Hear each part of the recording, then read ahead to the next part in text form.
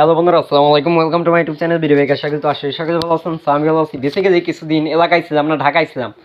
তো ঢাকা থেকে আইসা দেখি যে এত সুন্দর করে আমাদের বানের পাড়া নদীর পাড়ে, নতুন রাস্তার পাড়ে আর কি এরকমের করে সুন্দরভাবে সাজাইছে, খুপড়ি খুপড়ি ঘরের মতো। এটা হচ্ছে মানে পাশেই আর কি রেস্টুরেন্ট, রাস্তার ওপারে রেস্টুরেন্ট, এপারে হচ্ছে খুপড়ি খুপড়ি ঘর। তো দেখে ভালোই লাগলো আর কি, অসাধারণ লাগলো। এলাকার অনেকেই এই জায়গাটা চিনে থাকে এখন মিনি কক্সবাজার, মানে মিনি কুয়াকাটা হিসাবে। তো ভালোই লাগে আর কি। তো যখন নিজের এলাকার ভিডিওগুলো আর কি অন্য মানুষের মোবাইলে, মানে অন্য মানুষের আইডিতে দেখি, তো আর কি তখন যে কি বলবো আর কি, মানে বলার কোনো ভাষা নাই। কারণ নিজের এলাকায় থেকে নিজেরাই আর কি ভিডিও করতে পারতেছি না, কারণ ঢাকায় ছিলাম।